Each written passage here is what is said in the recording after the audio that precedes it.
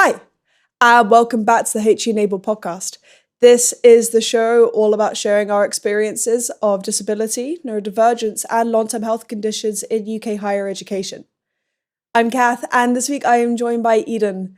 She is, among many, many things, which I'm sure we'll touch on, a student at the Open University studying for a degree in childhood and youth studies, genuinely one of the most enthusiastic prospective guests I ever had.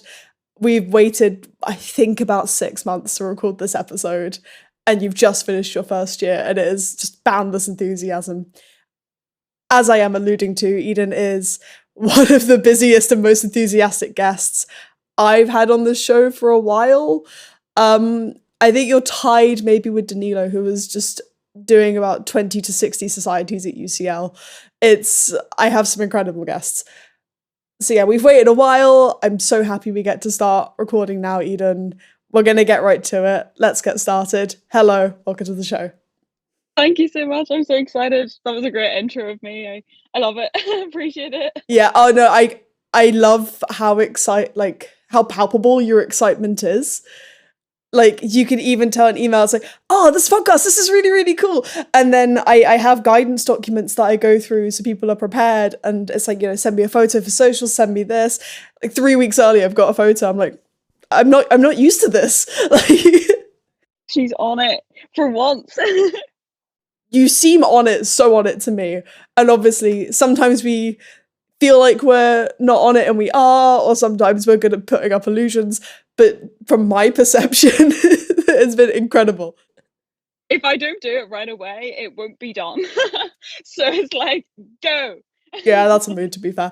Obviously, we've had a bit of a chat, and I know a little bit about who you are. First time we've actually spoken properly, though. But please, could you introduce yourself for the listeners and share a little bit about your background in higher education? Yeah, amazing. So obviously I'm Eden. I just finished my first year of uni, and I also host my own podcast called Sports for All. I do a lot of social advocacy roles, which we might talk a bit about, and kind of they're mostly focused on chronic illness, inclusion, disability, youth voice, all that fun stuff. And I've had two university experiences, which I will go into more detail about. The recent one being more positive. And yeah, I've just finished my first year, so that's really fun and really exciting, and probably hasn't sunk in yet, and probably won't. But yeah. It's been so nice seeing you talk about your degree, because you do a lot of it on LinkedIn, and you're like, this assignment's done, this assignment's done, this assignment's done. And it's going so well, and I'm just like, we're always watching it like, yeah, she's doing it. Yeah, it's so nice. Yeah. Yeah, just to also give you guys a sheer scale of how much Eden is doing. Right before we recorded, I hopped onto her LinkedIn and I was like, okay, I'm going to scroll through the experience quickly. And I think we worked out it bottomed the feed 3 times and had to refresh before we reached what you're just doing at present. For now, though, we will chat about higher education. If you are comfortable saying, how did your disabilities, neurodivergence impact your experience of higher education so far? Yeah, absolutely. So I think I'll maybe start a little bit with the maybe first experience and then kind of lead into the more positive side. But I live with, well, primary diagnosis is long COVID, but have had a few associated kind of conditions as a result of that. And they kind of affect my energy, although you wouldn't know sometimes. Quite well, quite good at masking. Probably we'll talk a bit about that. Also have a bit of pain sometimes, struggle a little bit with communication, and brain fog and cognitive stuff. And yeah, I think it's been it initially at the start, and I'll talk a little bit about this a bit more, but initially, like in my first university experience, I was still really new to the chronic illness life. I'd only been sick for about a year. So I was still kind of working out how to manage everything alongside trying to do a degree, not very successfully trying to have other aspects of my life still going. But now I think I'm a good 3, 4 years in now, so I kind of know how to navigate things a bit better. But yeah, it's definitely been a process. It always is, and sometimes it's hard to tell, like you said, what's attributed to what. Like, personally, I got my ADHD diagnosis while doing my final year of uni, while other stuff was kicking off, while medicating. And I was like, okay, I don't know what's causing this. Like, this thing is what could be working, this might not be. And you don't get, I guess, the clarity that comes from balance, like from having less on your plate, as to working out what components, I guess, slot into what and how things impact each other. Yeah, no, 100%. And I think because my whole education experience as such, like from young, has been filled with little like health things going on at some points, at different points. So it's like, okay, another health thing. Like it's just been kind of juggling that from really young. So yeah, it's been kind of always a part of it in some way. Yeah, but obviously you mentioned it became more pronounced as you went into university. Unfortunately, got long COVID, which at least I've seen through again your social media presence does impact you a lot, and it restricts the amount of sports you can do. Again, go listen to Eden's podcast. It's something I need to do. I was meant to. Unfortunately, I got stuck away from London because of the heat wave. It's next on my list. But that obviously fed into your first university experience, which we've alluded to not being necessarily positive. I was wondering whether you could elaborate on that a little bit more and tell me a little bit about what your experience is like accessing higher education from a disability standpoint, specifically. Talk about more if you wish. When you went to university for the first time, importantly, this is in person. That I do know. Yes, indeed, it was in person. I was doing my social work degree, and I'd deferred for a year. So I got long COVID when I was 18 and doing my A levels, and then I wasn't well enough to go, then deferred a year, then went in September 2023, which feels like a long time ago now. And I think I was there, I want to say 3 weeks, maybe 4 weeks, and then sadly had to drop out. But I got reinfected with COVID again. Oh, So yeah, great timing. And I was already really struggling. Didn't have a lot of support really there. Lectures weren't great, really strict attendance requirements. I have kind of trauma blocked quite a lot of like my first university experience. Like a lot of it I just remember basically my parents coming to like pick me up so that I can lie in their car and sleep in their car because I was so tired. And I also just remember going to uni, coming home, going to bed like 5 o'clock, whatever time I got home, like 5 o'clock, 6 o'clock. I didn't even have my dinner. Sometimes I just completely flaked. Waking up the next day, going in, and then the days that I wasn't in, which was like maybe it was quite intense, I would just be bedbound. So it was like really horrific. So yeah, that was like my kind of first experience, and obviously it was really isolating. Like I didn't know anybody else who had long COVID at that point. I didn't know any young people. I hadn't been involved in long COVID kids or any of the charities that I'm now involved in, so I just felt like it was just kind of me. uh, and me versus the university slash the social work degree. So yeah, it was pretty tricky. But yeah, that's kind of my early memories of it, or any memories. Kind of a bit of a blur. yeah, like that's one of the reasons I started the show actually, is that you don't realize how isolating some of the stuff can get until you're in it. And I don't think I've had anyone on the show so far. I've had people who've had long COVID. My friend Jane is a good example of that. They were on one of the very early episodes. The show had a great talk about adenomyosis, was the main thing that they were dealing with.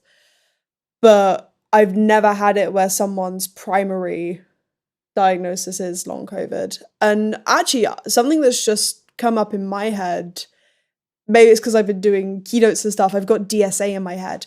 Because long COVID at the time was a bit of a vague and not very well established diagnosis, were you eligible for DSA on those grounds, or were you going in without support? Do you remember? Yeah, so I did apply for DSA, and I actually started the whole thing quite early. I remember like I had spoken to like the disability advisors and stuff at the uni, and there was some stuff supposedly put in place. Although, and now I've just remembered this, one of the instances I was in, like, because obviously you could like record the lectures. That was like one of the kind of things I was given without DSA. Wow. And the one of the lecturers like got really annoyed at somebody for doing it. Not me, but somebody else, and it just completely put me off. I was like, I can't be doing it. And he was just like giving him a really hard time and like making fun of him. He was like, why are you doing that? Like, why are you recording? And I was like, well, I won't be using that. But yeah, kind of sidetracked. But I did apply, and then by the time they got in touch with me to kind of confirm everything, and kind of do the assessment, I'd gone by that point. I was like, sorry, I've left. Yeah, the DSA is a bit of a bureaucratic black hole sometimes. Yeah, it takes a while. The stuff that you can get from it, if it works, is great. And I've been hopping around the country this month. I've met some of the DSA software providers. I've met some really incredible, well meaning people, but you've got to get to that point in the first place to get everything in place. Yeah, no, 100%. I mean, it's good they were reaching out. I think that, I don't know, maybe in another life that support would have worked, but clearly the attitudes in the in person course already made it very difficult. And the schedule and yeah. I think even if I hadn't got reinfected and got like new symptoms and all that stuff, like it just was not going, like it was not going to be sustainable. The amount of like the attendance requirements were quite a lot, and they weren't necessarily set by the uni, they were set by like a body, the social work body. So there's only so much that the uni could do as well. So it was like, yeah, it was just a bit of a head melt, really. Yeah, and the thing is with accredited courses is it can be much harder to be flexible with adjustments because the way that they define competency standards is sometimes based in conventional assessment, and that can be hard to work with. Out of curiosity, so you're now, I said this in the intro, but you're at the Open Uni, you're doing childhood and youth studies. Is that accredited as well, or is it all in-house? It's no, it's not accredited, it's all in house, thankfully. Yeah, which I think will probably give the OU a lot more grounds to actually make things more flexible and hopefully more positive. And that's what we also wanted to talk about is you went from this very intense accredited, very full-time course with a lot of fatigue and a lot of symptoms and a lot of new symptoms. But then you went to the Open University. If it's okay, I'm going to just add a quick little tangent question. You know, you had this really negative experience at first, and then you obviously went back to university later. Did you know from the start that you go back to university and try it again, or were you just trying to work out what word? Yeah, so I was lucky in the sense that my university that I went to in person deferred me for 2 years. So I was given a 2 year period to get better. Big quotation marks. Quote unquote, yeah. So the intention was in September 2024 to go back, and then that didn't happen. And then in May last year, I made the decision myself. I was like, I won't be going back. I don't want to do social work, I don't think, no, anyway. And that uni won't fit my needs, and yeah, it just won't work out. So I started to look into the OU. I knew a little bit about it. I hadn't heard the most, I wouldn't say the most positive experience, but I didn't know a lot of people who were there and I didn't know a lot about it. So yeah, but I knew there was a good variety of courses, and here in Northern Ireland, we've only got three unis with very limited options in a lot of instances. So childhood and youth studies isn't something that's offered here in person. It just isn't. So I yeah found the OU and I've absolutely loved it. So couldn't really say anything bad about it so far. So yeah. So you're based in the Belfast area. I was actually there in February and I went to walk around for a couple of days. If I remember correctly, it's University of Ulster, Queen's University Belfast, and then there's a couple of OU buildings near city centre, and that's about it. But like, there's stuff that's like way out in the outskirts, and then there's some really cool SU buildings in that area. To be fair, Yeah, yeah, yeah. like there are some cool university grounds, but it's all very close together. And yeah, even that, what do they use the OU buildings for there? Is it mainly admin or is there teaching and learning as well? Do you know? I don't think there's a lot of teaching and learning. I think it's mostly like admin stuff, but I know that there's been like a few like student meetups and stuff there. Not managed to go to one yet, but hopefully. That is fair. Yeah, Belfast is very dense for higher education spaces because it's just a very small, dense city, and that's fair. Yeah, like there's very limited options in some sectors. Yeah, to put it lightly. Yeah, at least the bus gets you from everywhere to everywhere. Exactly, exactly. The transport is not bad, so you know. It's all right. And like the uni owns the Botanic Garden and stuff, I think. Is that QB?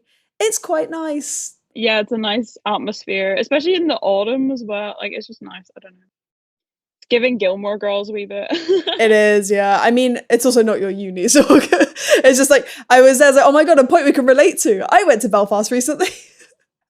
So we've alluded to this before and after you've very successfully, I feel like, just finished your first year based on at least the outward presentation of what I've seen. That can always be different. But Well, what do you think changed between your first and second times at uni? Do you think it's something about where you're studying now that's really helping you to thrive? yeah, I think so. I think like they're just so flexible and just so supportive, and everybody just kind of understands disability, difference, caring. You know, some people that don't even live in the UK. You know, like there's so much diversity, and I think that's been really great. And the lectures and stuff are all like, "Oh yeah, okay, you can have an extension," like without really having to think about it, which is really, really good. And also the student support team's been great as well. Like even like without me asking, like they ring me and they're like, "Oh, just checking in to see how you're getting on with this next assignment," and I'm like, hello, thank you. Like this is just like I don't know, just completely 180 compared to before, where it was me chasing everything. And yeah, I've got the DSA kind of equipment and stuff now as well. So some of that's been good, some of it I've not really used. Don't know. It's just worth trying these things, isn't it? And I think the people are great. I think everybody is just really nice. And I think I was a bit worried about like not making any friends and like not really meeting anybody. But if you get involved with the SU, then you're in it. Like you'll get so many different kind of things to get involved in, and most of the people on your course are really nice as well, and different ages and different backgrounds as well. So I think you can learn quite a lot from the different people you meet as well, which is really nice. So I know you're part of the Disabled Students Network at the OU, and that's been a big part of it, but you've also done all of this volunteering with honestly not none of them are the OU really. Not it's kind of everywhere. And it's incredible. It's all just organizations. And do you think that having the OU's structure and like learning remotely in a way that suits you, do you think that's been helping to facilitate that as well? Yeah, no, 100%. Because whenever I went in person, like I had to give up everything. Like I just kind of started to get a little bit more involved in volunteering and that kind of thing, and couldn't do any of it. And yeah, now I'm able to balance everything better, and have my podcast going, my volunteering going, my uni going. Like it's nice to be able to do, and those things all bring me so much joy as well. So it's like really important to me to have that. So yeah, no, it's been really, really good. Oh, I'm so glad. We're gonna we'll get happy as the show goes on.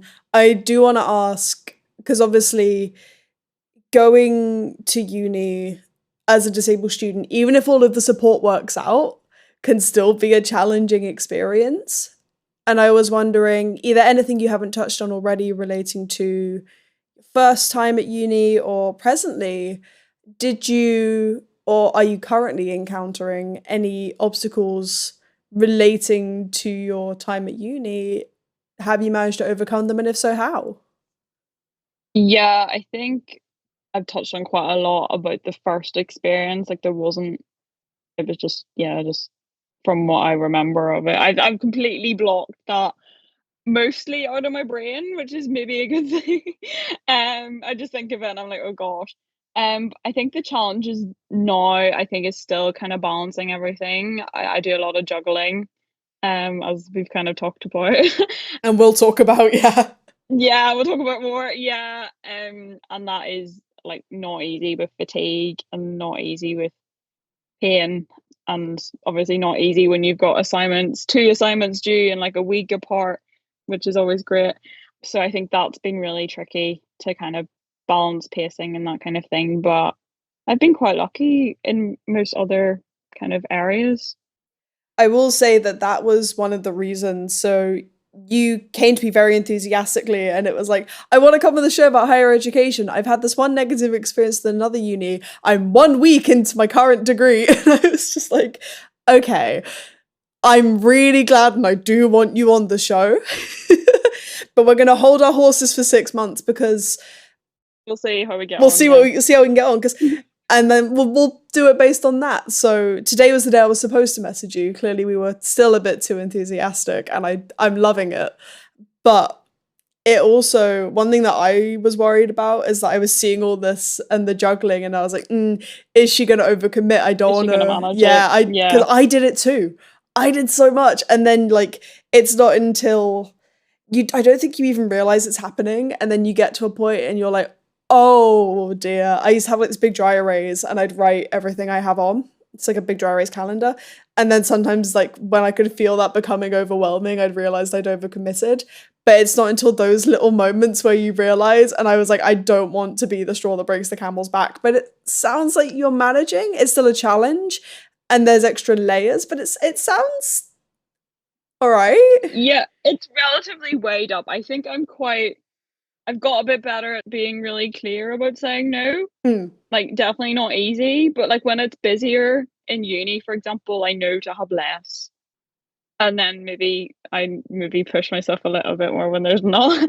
But yeah, I think like even we were saying before starting recording, like it feels like I've not had a break since like finishing uni because I've had so much else stuff happening. So yeah, I think I need to kind of make sure I have that time to just slow a little bit, but my brain always needs to be on the go.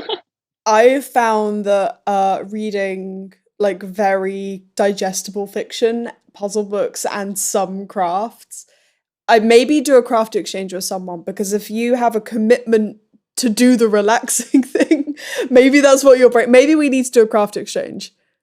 Yeah, that would be so fun. Maybe this is the solution. Yeah, I think so.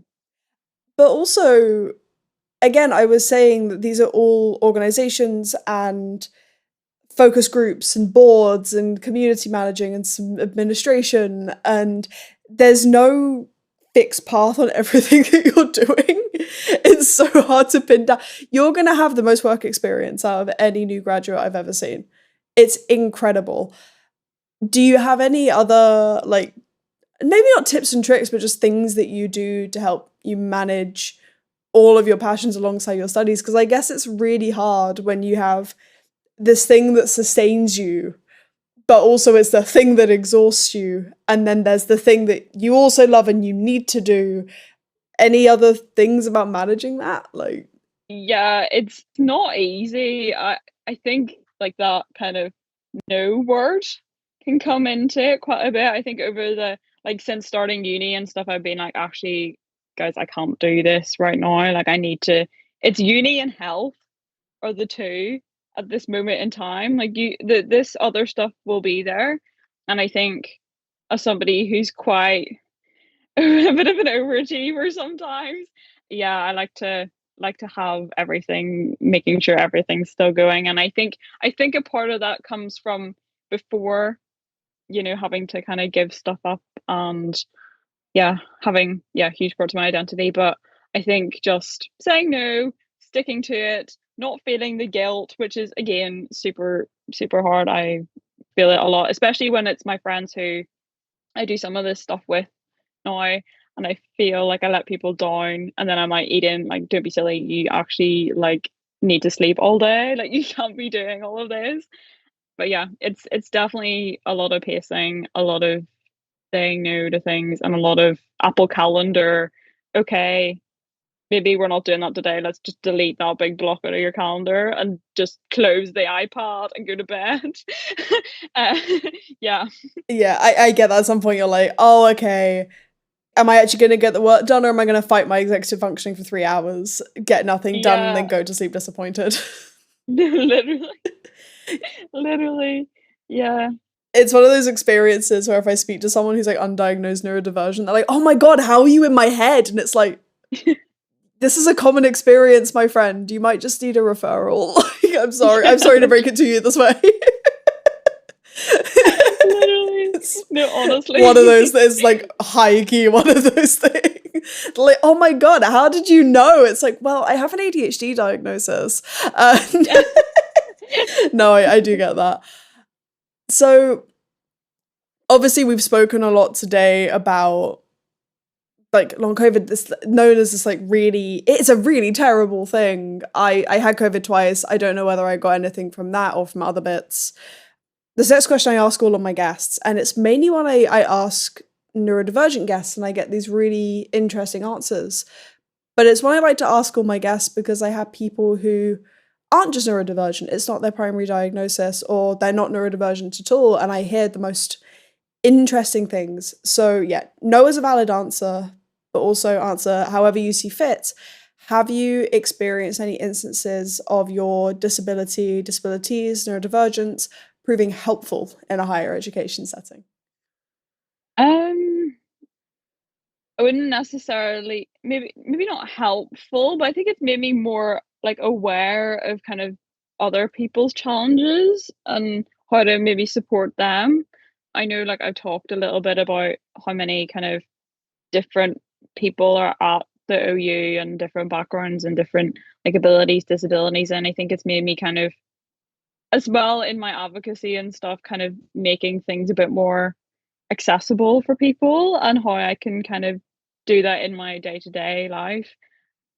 But yeah, I think, I mean, before I didn't really notice, I didn't really take kind of note of these things. So yeah, I think it's kind of made me a bit more self-aware, maybe. Mm. Do you think this might be a question where the answer is no? Do you also think that it's made you more deliberate with your time? Because obviously you're doing a lot, but you have to manage fatigue. Do you think that you've like been powering through? Do you think it's been making you more considerate? Is this character development that's yet to come?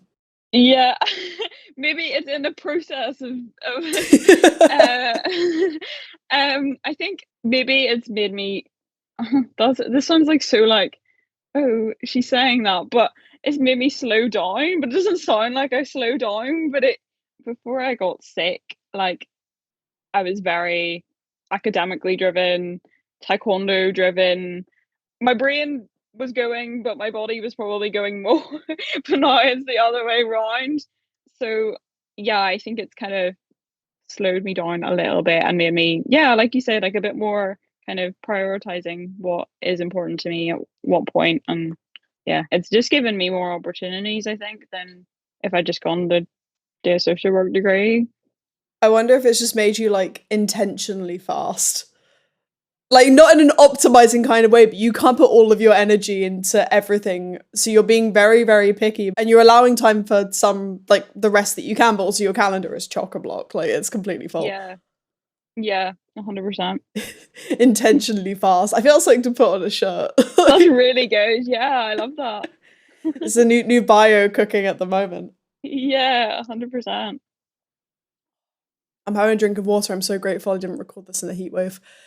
But I mean, we would all be just like lying. Okay. Well, the thing is, because we need like a nice, clean recording environment, like the isolation software I use can only do so much. If I had like my big industrial floor fan going in the background, it's like, "Hi, welcome to HE Enable." So, I've got a Dyson, so it's like equally as large. is it one of the like bladeless fans? Yeah, Ooh, bougie. yeah. My mum, she has some random. She also got me ice gloves, which were like the best thing ever last week. I was like, these are like incredible, absolutely incredible. Oh, that's amazing. We've just been doing the old school technique of sticking the fan out of the balcony door so that it sucks all the hot air out. That's a good one. It's a good one. Let's go back to higher education. We're just reminiscing about the absolutely catastrophic heatwave that ran through England.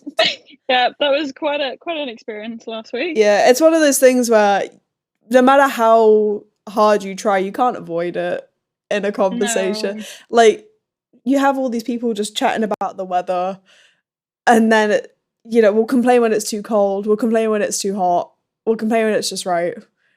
But at least there's a conversation topic. literally, and we have a bit of buffer time, I think, before the next round of heat. So I'm really enjoying it. I went for a walk this morning and didn't melt. I was able to stand up without feeling dizzy this morning, and I was like, yes, look at this pot's behaving. I've been able to make it through my day without having electrolytes and actually be able to normally hydrate myself. I treated myself to a big Tesco trip today and it was amazing. So good, so good. Well, our big Tesco's just got rid of like the book section, one of ours, and I'm like, guys, like, do you not want us to read anymore? Like, what? And to be fair, I used to work at Paper Chase before it got franchised, and I went there today. It was like 4 notebooks, and I was like, "This is very disappointing." That was so upsetting. Oh, paper chase is such a novelty, honestly. I know. I still have a bunch of old stuff in storage somewhere. But anyway, let's wrap up these questions because otherwise, I think we would genuinely talk all day, and we should probably finish the podcast questions. Next one. Answer this, to be fair, about either of your times at uni, whether this is when you were at school or whether it's when you were coming to the OU. Is there anything you wish you'd known about uni before you started? Yeah, I think that there's no kind of right way to do uni. Like everybody's experience is different. And not a lot of people, when you talk to them, maybe they love their course and that's great, and then they go and do a job in that specific degree. But a lot of people's path, and then even after, is just a bit all over the place. So I think, and I went to like my grammar, an all girls grammar school that everybody just was supposed to be a doctor or a scientist or went to Cambridge. So it was like, okay, Eden, like when I dropped out of university, I had like the kind of a big identity crisis in a way. And like, yeah, just like confidence, everything just completely, it was just like, okay, what am I doing with my life now? Like, hello. Um, I'm already 1 year behind everybody else. 1 year, what? Um, but yeah, I think it's just like to remember, like, not everybody's path is the same, and like you can still go back to uni at 21 and it'll be fine. You can go back to uni at 40 and it'll be fine. Like, you can have a career change. Like, it's not the biggest thing in the world. Yeah. If you want to hear, I think probably one of the most drastic examples of that I've ever heard, I need to advertise the story more because it's incredible. Martin's episode, which was a very early episode of the show before I had like the big flashy like SEO titles, is went to uni in his 30s and has just been kind of acquiring master's degrees since. I think he's starting his sixth. I love that so much for him. Oh, he's incredible. He's an absolute joy. But it's on like a sixth degree, and it's like it's the kind of thing that's like not spoken about enough, but it's also absolutely incredible. Yeah, no fair. Again, like I don't think you're saying like, oh, maybe I'm behind, maybe I'm this, and I'm listening, and I'm just like, okay, you barely qualify as a mature student, barely. Yeah. And you're doing enough extracurriculars to make an employed person weep. And I'm just like, but it's always relative, isn't it? Like I've had that identity crisis myself, and you're like, okay, but I could do this and I could be this person. And it's really hard to take that step back and be like, oh, okay, no, I am actually quite competent and doing a decent job. And it takes quite a lot of maybe big things sometimes to actually make you realize that to yourself. Yeah, no, 100%. And I think that's something I still sometimes struggle with, because especially when you see people graduating, like the last couple of years I've had like last year and this year, it's been like, oh, everybody's graduating and they're finishing their degree. And actually, somebody a few weeks ago said to me, "What? You're 22 and you're only just finished your first year?" And I was like, "Yeah, only just finished it." But no, like honestly, I feel like there's that like whole kind of stigma out there. It's just like, okay, To be honest, in my masters, I had to repeat a year of sixth form due to illness. So I was 22 when I started my masters, and I was one of the youngest on the course. Like, my best mates were nearly 30 and are currently in their 30s. And it was just like, okay, this is very, very relative now. I think people hold that opinion until they go into postgraduate study, when then the age divide is like wild. No one knows how to react to it. It's like, yeah, no, you just gotta act like an adult with other adults now. Like, just get along with people, you'll be fine. literally, yeah, literally. You're about to diversify your friend group very quickly. Yeah. Welcome to postgraduate study. And I think, yeah, and I think for me, because like obviously the OU is just so like broad as well. And then even when I was doing my social work degree, like there was like a few people who were 18, and then there was me who was nearly 20, and then there was like all these like 40-year-olds. So it was like I was just in the middle bit. It's not spoken about enough at all. No, 100%.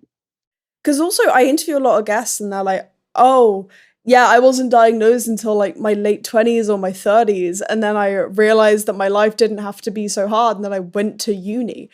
So I'm guessing a lot of that is also just like neurodivergent folk who now either have the tools to be equipped for a degree, or because obviously there's some like neurodevelopmental delays, like a lot of neurodiversity is neurodevelopmental disorders. They've had the time to let their brain develop and then feel internally confident enough that they can face it.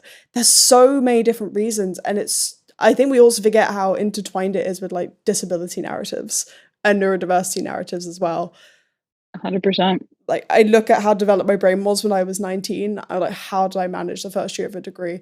The correct answer is COVID happened, and all my assessments got cancelled, most likely. But like, it's you look at how developed your brain is, it's like, oh wow, like how did I do that?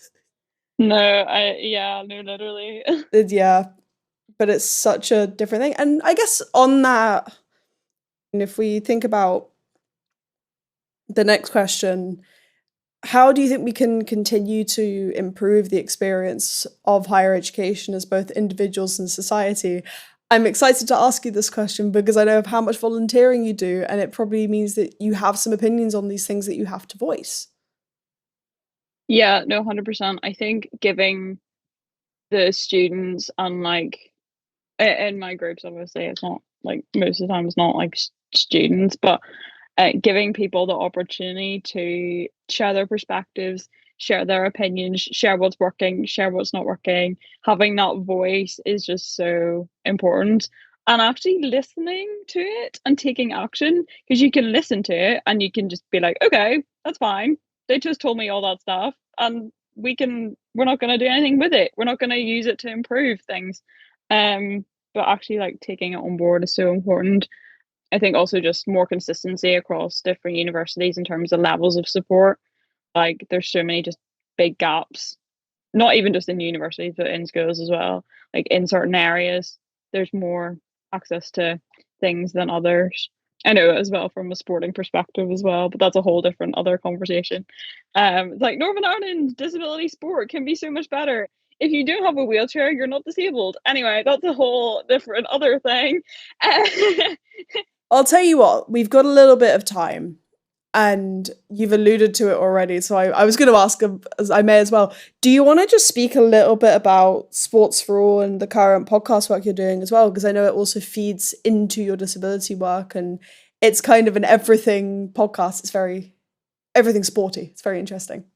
I did taekwondo for 10 years of my life, and yeah, it was basically my identity. Like I loved it so much. I used to compete and judge and train, and I have a whole taekwondo series talking about my experiences. So if anyone wants to find out more about taekwondo and the world of taekwondo, then feel free to listen to that. It's series 6. But Sports for All, I was given the opportunity because I was a guest on my friend's podcast, and she wanted to expand her network, and she was like, Eden, like, you would be a good podcaster. And I was like, okay, but like, what would I do a podcast on? Like, there was already loads of podcasts on youth voice, volunteering, like there was just all that was there. And I was like, I really miss sport. I really miss talking about sport. I don't get to do it at all really now. So then I launched the podcast last year, and we're now about to end season 7. It's been going well. And I've had really wide variety of guests, like professional athletes, people who work in sport, people who just enjoy running for fun. Like, I had somebody last year, and she described running in a way that just like made it seem so majestic and like amazing. And I was like, I need to go for a run now. And I was like, wait, no. But it was like the kind of thing that you would get in like a book. Yeah, I don't know. She just made it seem like the best thing ever. And I was like, oh, everybody needs to get into running now. But yeah, I've had like so many different people all across the world as well. Like, I've not had a lot of Northern Ireland people. It would be nice to have some more people more close to home. Um, but yeah, it's been really good to hear people who have like faced quite a lot of barriers and stuff as well. I can't really give any spoilers, but there's a couple of people I've interviewed recently, and their living situation, not even just because they have disabilities, but where they live, they're not able to do sport for various reasons, and some of their stories are just amazing, how they've reframed that and how they're able to kind of do other amazing work. But yeah, that's a little bit about my podcast. And that means that we have one more question left on this podcast. And I always ask it last. We've spoken about a lot today, and we've covered a lot of ground. Even though we've had some good times to chat, and it's actually been quite wonderful. But I was wondering if we take everything that we discussed today and I guess kind of condensed it down, what's one key takeaway that you would like listeners to remember from your story? I think just that your path isn't linear, and life might not go the way that you expected. Like, when I was 16 and then about to do, I just thought A levels, uni, masters potentially, or job. Like, that was it. And obviously my path hasn't necessarily gone that way, but I now, few years in, I mean, I would not like to have chronic illnesses, obviously, but I think there's been so much positives and benefits from not necessarily rushing into higher education. And I've met so many people, had so many amazing experiences, got involved in so much, as I've talked about. Probably wouldn't have my podcast either. And I wouldn't probably have enough confidence to be able to go on and speak on a podcast right now. Like, if you spoke to 18, 19-year-old me, I would not have done this. So I think just being really like open to change, and maybe if the path doesn't go the way you want, just being open to trying new things and being okay with where you're at right now, I think is so important. Being able to appreciate that, like, it's not ideal, but you're still trying your best. It can be hard. It can cause an identity crisis, as we've discussed. 100%. Yeah. Yeah, it's just something that sometimes has to be done. And when you get to the other side of it, you can reflect on it and see the benefits. Yeah, and I think like finding your new purpose and finding your new why is so important. Like, I felt like my purpose was just to go in that linear education route and become a social worker at the end of it. And I just, obviously sport was huge, and that was my main kind of aside identity. But I think now that I've found like being able to volunteer and be involved in youth voice and that kind of thing, it's really given me that kind of part of me back. So yeah. I'm going to end on that because that's just really sweet. I'm going to just close up the show. So, HE Enabled is the show dedicated to sharing our experiences of disability, neurodivergence, and long-term health conditions in UK higher education. Patreon is only £1 a month to come and join. I am planning some extra content right now. You get some early episodes. Sometimes I put my photography on there. Come along. It's a good time. Everyone's super lovely. There's also a Buy Me a Coffee if you can't do a subscription purchase for whatever reason, but you still want to contribute to the show. I'm also looking for guests. If you are interested in coming on the show, doesn't really matter your background as long as you have experience to share relating to UK higher education and disability. I would love to hear from you. Please do reach out. There is a Linktree link in the episode description where you can find links to emails and socials and all that good stuff. But otherwise, I think that is it for now. Eden, thank you so much for coming on. Thank you so much for having me. Absolute pleasure.